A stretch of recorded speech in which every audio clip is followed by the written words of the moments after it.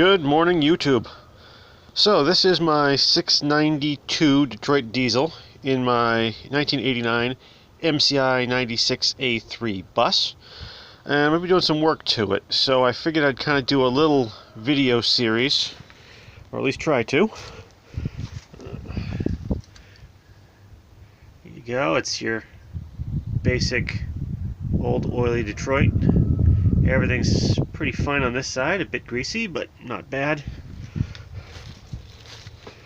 Over on this side, however, let's see if you can see, the ear that retains the exhaust manifold on this side is broken off here up in the front.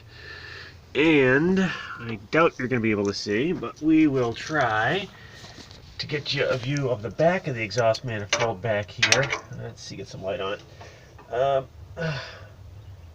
Yeah, that back cylinder up here has blown out the exhaust manifold gasket back there.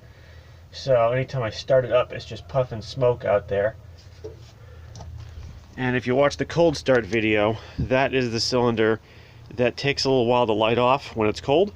If it's above about 50 degrees out, it's not an issue. It comes right in, but if it's below that, it takes a little bit, and if it's really cold like it was the other day, it might run for a minute before that cylinder kicks in. So I'm going to pull the valve covers, I'm going to check valve clearances, make sure that injector is working correctly. I might just throw a new injector in that hole anyway.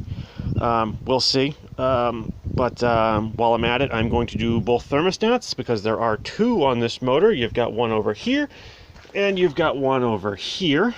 And this side is running about 20 degrees warmer than this side, so I'm thinking this one might be hanging closed just a little bit.